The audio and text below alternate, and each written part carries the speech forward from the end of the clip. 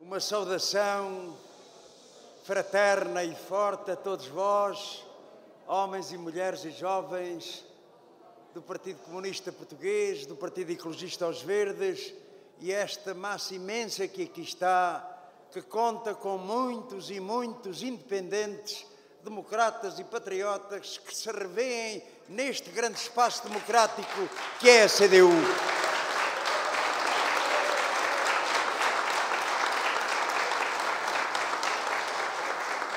Nós vamos travar esta batalha com confiança.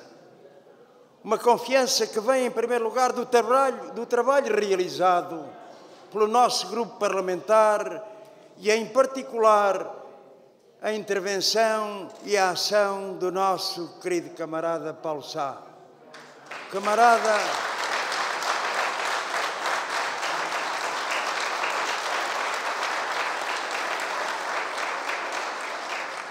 Um camarada muito particular, porque quando se tratava das contas certas, como hoje está em voga dizer-se, o camarada Paulo Sá era aquele que demonstrava pelos números que as contas de Centeno estavam erradas e que era preciso fazer outras contas para avançar nas reformas, nas pensões, nos salários, nos direitos.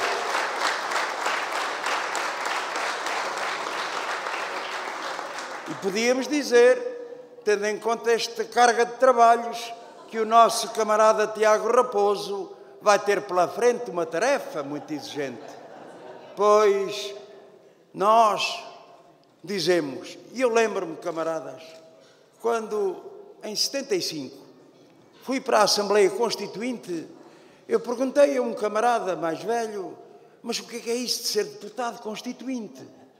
E ele dizia, não tens que aprender grande coisa, tu se és capaz de falar para os trabalhadores, para o povo, se acreditas que é um projeto que vale a pena defender os interesses dos trabalhadores e do povo, então vais ver que és capaz de ser deputado a corpo inteiro.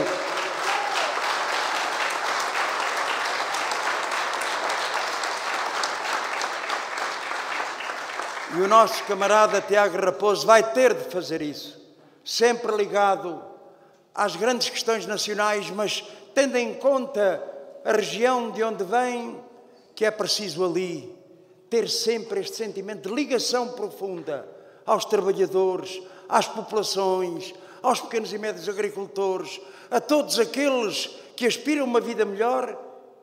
Toma este conselho. Mantém-te sempre ligado a esses interesses e a essas aspirações. Mantém-te ligado para além do partido, dos militantes do partido. Olha para o povo algarvio como merecedor desta nossa ação, desta nossa intervenção e vais ver que vale a pena.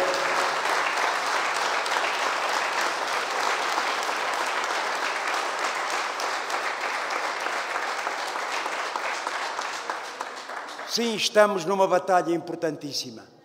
Uma batalha que pode decidir da nossa vida coletiva durante os próximos anos. Uma batalha que vai colocar tanto um dilema, que é o de saber se é possível avançar na reposição de salários, de rendimentos e direitos, ou se corre o risco de andar para trás. E este é o dilema. Nesta fase da vida política nacional, nós conseguimos dar uma contribuição decisiva, não só para encontrar a solução institucional, com a formação de um governo minoritário do PS, como encestamos um caminho de reposição de rendimentos e direitos. Mas antes disso ainda, também da razão da nossa intervenção, porque havia uma questão importantíssima a tratar e a resolver, que era a necessidade do afastamento do governo do PSD e do CDS, que tão maltrataram os trabalhadores e o povo durante 4 anos. E isso foi conseguido, afastar esse governo, afastar as suas medidas gravosas e colocar na ordem do dia a necessidade de encetar um caminho novo, um caminho de reposição de rendimentos e direitos. E foi isso que fizemos. com a consciência de que teria possível ir mais longe, que tinha sido possível, com outras opções do PS, ter resolvido problemas nacionais que hoje continuam a existir. Mas estarão de acordo comigo, camaradas e amigos, que fizemos bem em não perder nenhuma oportunidade para repor direitos, para corresponder às aspirações dos trabalhadores, dos reformados, dos pequenos e médios empresários, a todos aqueles que tinham sido flagelados pela política de direita. Sim, fizemos bem em não perder nenhuma oportunidade. Fizemos bem quando lutamos para um aumento extraordinário das pensões e das reformas. Lá estiveram as contas certas do Paulo Sá e de outros camaradas do partido, naturalmente, para demonstrar que era possível esse aumento extraordinário. Que não era possível. Isto era a posição do PS, de resistência a esse aumento. As contas certas demonstravam a nossa razão e o governo do PS acabou por alinhar e corresponder à nossa proposta. Tal como em relação, por exemplo, aos manuais escolares. Durante estes 4 anos, tardou o PS a assumir esta proposta. Mas nós demonstrávamos, não só por razões de justiça social, mas por razões até de desenvolvimento, de amor às crianças, de respeito pelas suas famílias, de conseguirmos os manuais escolares gratuitos para todos. Assim foi também com o abono de família.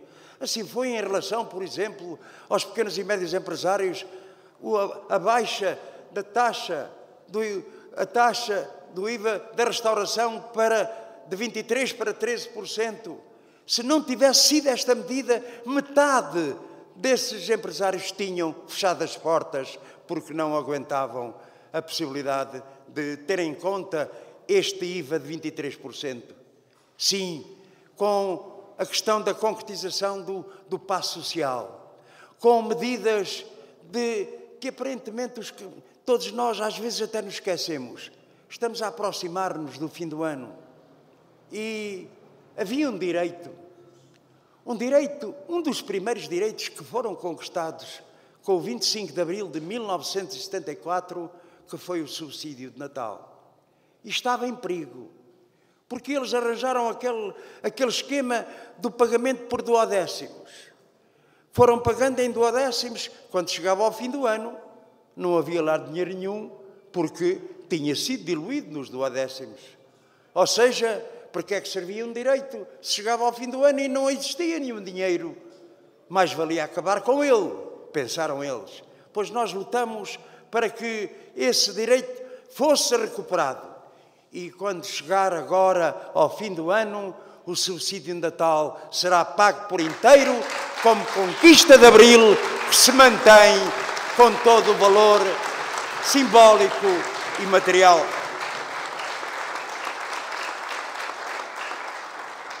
Sim, direitos onde era possível ter avançado mais.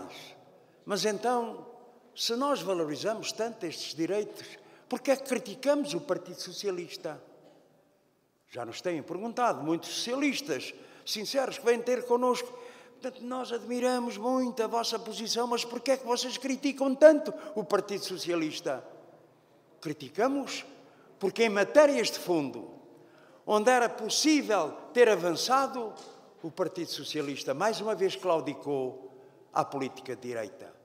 Com as alterações à legislação laboral que propôs, com a bênção do PSD e do CDS, nós verificamos um retrocesso social e laboral, um retrocesso em relação ao espírito da própria Constituição da República. Quando acordou com a direita e com o grande patronato a possibilidade de caducidade dos contratos coletivos de trabalho, a possibilidade da desregulamentação dos horários, com todas as implicações que isso tem na vida das famílias dos trabalhadores, com uma nova fórmula de precariedade que passou de 15 para 35 dias os contratos chamados de curta direção, de curta duração. O que é que isso quer dizer, camaradas? Quer dizer que um trabalhador, um jovem à procura de primeiro emprego, tem um contrato, entre aspas, de 35 dias sem nenhum direito. Tem o direito a receber, portanto, uma verba ao fim desses 35 dias. Sem nenhum direito individual e coletivo. Sem direito a férias, sem direito a subsídio de férias, sem direito a qualquer indemnização quando chegar ao fim do contrato. Nada. Quase um trabalho da Praça da Jorna em que esses jovens durante 35 dias ali estão sem nenhum direito. Mas insuficiente, achando o Partido Socialista que isto era insuficiente, ainda arranjou também o chamado período experimental de 6 meses. Nós admitimos perfeitamente que em relação a profissões de grande exigência, de grande sensibilidade, de conhecimento tecnológico, que existe um período de experimental. Mas, camaradas, o quê? Para servir à mesa de um restaurante? Para estar, enfim, a ser ajudante numa empresa de construção civil? Para estar a costurar numa máquina? É preciso 6 meses de experiência. Basta ir lá às empresas em que ao fim de 15 dias qualquer trabalhador está em condições de garantir o exercício dessa profissão. Mas o objetivo é claro, que é de levar à precariedade imensa e ao trabalho sem direitos.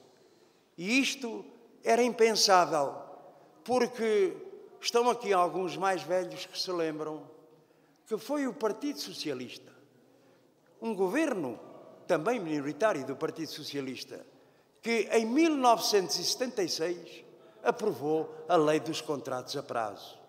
E essa Lei dos Contratos a Prazo, na altura, basta consultar os diários da Assembleia da República, era claro que o PS a dizer, a jurar por todos os santinhos que não, senhora, que isto era apenas para atender a situações de sazonalidade, que era apenas para trabalhos excepcionais, que era um regime excepcional. Tanta conversa, e ao fim de anos podemos verificar que o Partido Socialista tem responsabilidades históricas no romper, na fenda do edifício jurídico-laboral português, porque a partir daí a precariedade aumentou e foi executada de diversas formas, de uma forma inaceitável.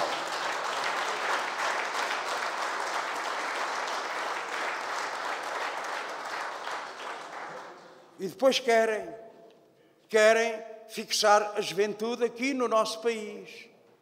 Pois, também nós. Todos nós queremos, com certeza, que os nossos filhos, que os nossos familiares, que os nossos jovens fiquem cá na sua pátria, fiquem cá a organizar a sua vida profissional, familiar, querem ser felizes aqui na sua terra. Mas como podem fazer isso? Com um vínculo precário, em que hoje tão depressa estão numa empresa metalúrgica, como no comércio ou na hotelaria, sem perspectivas de garantia do futuro imediato. Então, os jovens, o que é que fazem? Naturalmente, recorrem, mais uma vez, à imigração. E depois ouvimos muitos a terem uma pena imensa porque temos um déficit demográfico, porque temos, portanto, enfim, um déficit em termos de natalidade. O que é que querem? O que é que querem? Em termos de direitos, é o que já referi. E em termos de salários, que é o facto de um trabalhador poder empobrecer a trabalhar com 600 euros de salário mínimo nacional.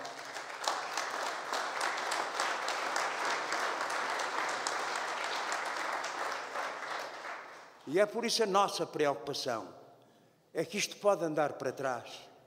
Se o Partido Socialista ficar de mãos livres, se ficar com uma maioria absoluta, já nem sequer tem que prestar contas na Assembleia da República, no Parlamento. Porque uma das grandes novidades nesta fase da vida política nacional é que a Assembleia da República ganhou uma nova centralidade, porque, como ninguém dispunha de uma maioria absoluta, foi possível a arrumação de forças em que foi encontrada a solução de um governo minoritário do Partido Socialista, tendo em conta que a direita tinha sofrido uma derrota e estava também em minoria na Assembleia.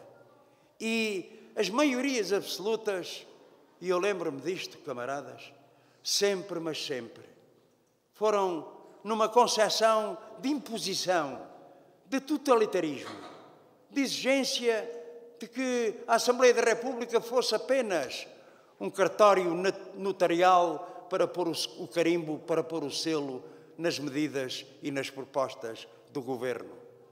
Dispensaram a Assembleia da República, que tinha um papel menor. E por isso, esta maioria absoluta que o PS, disfarçadamente, vai afirmando que não estamos a pedir maioria absoluta. Quer dizer, estão a pedir, mas não dizem. Mas o que nós dizemos, camaradas, é que não basta impedir a maioria absoluta do Partido Socialista. É preciso uma outra dimensão, uma outra componente, que é o reforço da CDU. Porque a CDU...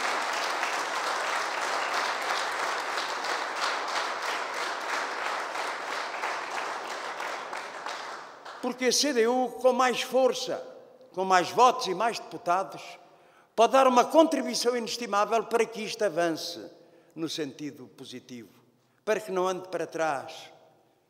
Falei de sinais, particularmente algumas declarações de alguns dirigentes socialistas, a considerar que isto seria muito melhor se não tivesse obstáculos, se não tivéssemos manifestações de exigências excessivas ou até de haver empecilhos que impedem o PS de conseguir de forma rápida e em força aplicar a política que sempre teve. Sim, camaradas, o PS não mudou. Mudaram foi as circunstâncias. Porque não temos ilusões, se não se tivessem alterado essas circunstâncias, o PS seria igual a si próprio. E por isso esta legislação laboral, e por isso se verificou em momentos chaves, sei lá, desde o Banif, desde o ataque ao táxi, desde as PPPs, desde a legislação laboral, desde até esta coisa mesquinha dos livros, dos manuais escolares, em que as crianças, enfim, escrevem, desenham, maltratam, entre aspas, essa folha onde têm que fazer o desenho e impedir que uma criança tenha um livro novo só a troco de uns milhares de euros, este governo, que tem tido as mãos rotas para o grande capital, para a banca, para os banqueiros, não é capaz de dar um livro novo às crianças.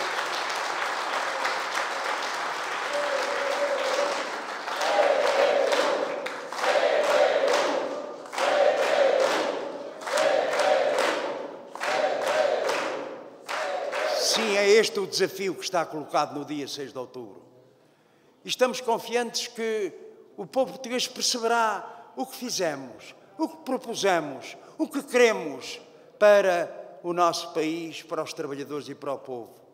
Sim, estamos confiantes que é possível este reforço. Um reforço que visa continuar este caminho de conquistas e de avanços. Temos propostas. Temos uma proposta que tem também um grande significado. Hoje, um dos problemas sociais maiores são os casais que trabalham e que depois não têm sítio para deixar as suas crianças. Nós queremos dar uma contribuição para resolver isso. Ou seja, que as crianças do 0 aos 3 anos tenham direito a uma creche com a responsabilização do Estado, uma creche gratuita para todas essas crianças.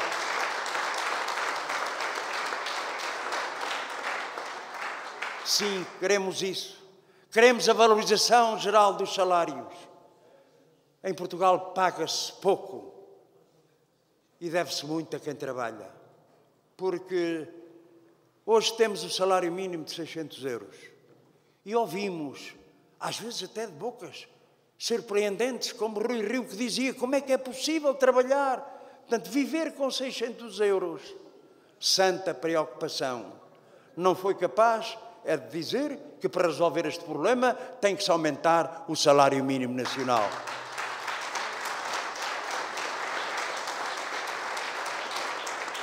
Sim, um aumento do salário mínimo nacional para 850 euros, que potencia, em primeiro lugar, os descontos para a Segurança Social. A Segurança Social terá mais contribuições. Em segundo lugar, porque pode permitir o combate à pobreza. Nós temos hoje cerca de 2 milhões de pobres em Portugal. Uma proposta de valorização dos salários não responde a tudo, é verdade. Mas há 11% destes 2 milhões de portugueses que sairiam da pobreza se fosse atribuído este salário mínimo nacional. E depois também para o próprio desenvolvimento da economia. Sim, com melhores salários aumenta o poder de compra. E se aumenta o poder de compra, quem ganha são os pequenos e médios empresários, não são os grandes, camarada. São os pequenos e médios empresários que vivem do mercado interno. E se as pessoas tiverem mais poder de compra, eles ganham mais na sua vida, no seu negócio.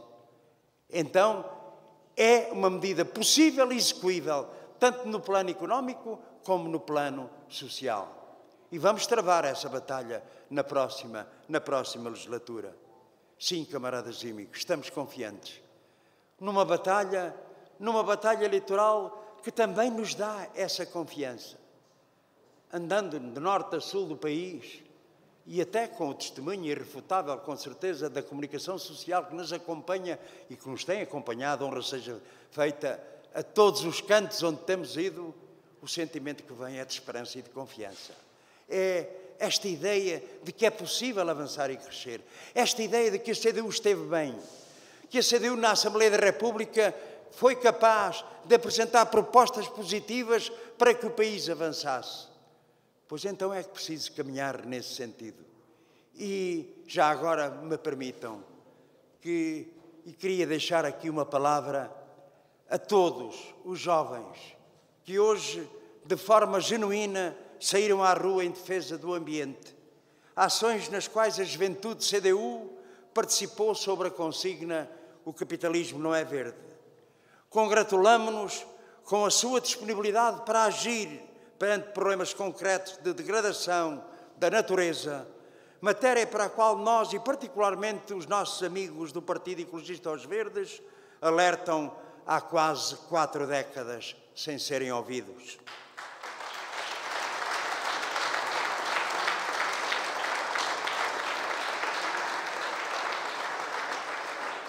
É justa a preocupação que se vem revelando por parte de tantos jovens perante o modo de produção capitalista que esgota os recursos naturais na procura incessante do lucro, alertando para os riscos dos que alimentam um suposto conflito entre gerações que visa culpabilizar as pessoas e ilibar o sistema capitalista.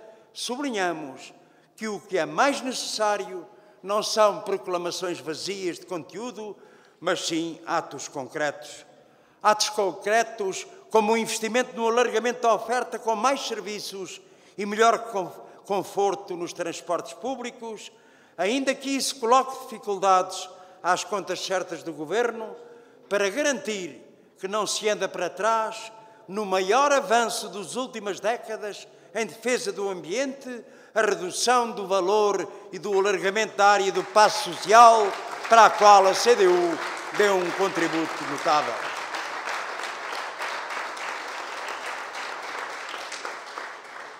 Atos concretos, como o Programa Global para o Equilíbrio Ecológico, inserido no conjunto de medidas urgentes com vista à adoção de medidas de redução, reutilização e reciclagem de resíduos, de aumento da eficiência energética, à promoção da durabilidade dos equipamentos e do reforço dos meios humanos e materiais do Estado destinados à gestão e monitorização ambiental, atos concretos, como a defesa da nossa floresta, com a valorização das espécies autóctones e com uma intervenção imediata nas áreas ardidas, como é o caso de Monchique e de Silves.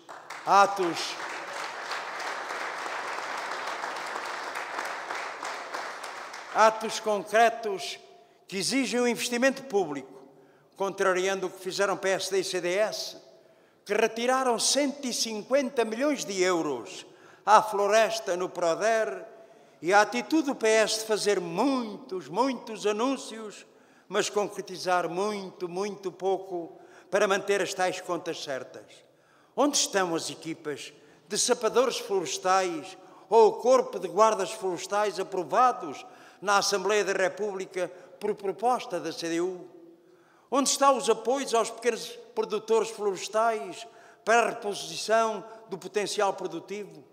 Onde estão os técnicos do SNF para intervirem em defesa da floresta? É tempo de acabar com os anúncios e é tempo de avançar. E também nesta matéria nós queremos que avance, combatendo esta paralisia do governo do PS que não responde a este drama dos incêndios em Portugal. Sim, camaradas e amigos, tanta frente de luta, tanto combate que temos que travar, tanta dificuldade com que estamos a enfrentar, e aqui estamos, com esta confiança, sim, de que é possível crescer e avançar. Com este sentido, cada um de vós, que nas eleições anteriores votaram na CDU, olhos nos olhos, camaradas. A CDU alguma vez falhou ao compromisso, à palavra dada pela CDU? Não, camaradas. Sempre, mas sempre respeitou esse voto. E hoje quem votou na CDU há 4 anos atrás tem razões dobradas para votar CDU, porque assumimos o compromisso, honramos a palavra dada e conseguimos esse objetivo.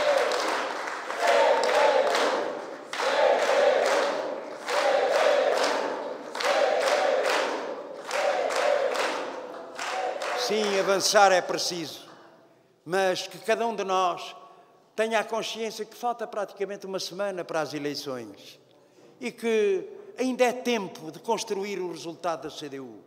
Ainda é tempo de falar com um amigo, com um vizinho, com um colega de trabalho, que é possível falar com as pessoas para demonstrar que a CDU é precisa. Não para ter, não para estar, não para exibir mais um deputado, camaradas. Não somos desses. Este caso do Paulo Sá é um caso paradigmático. Um homem de grande valor científico, técnico, um professor universitário, que foi para a Assembleia da República sem nenhum benefício material. E no momento em que tinha de optar pela sua carreira, ele hoje vai voltar a ser professor na universidade. E desprendido. O Tiago agora vai para deputado, mas já sabe, já tem a consciência de que ali não será beneficiado nem prejudicado por ser deputado.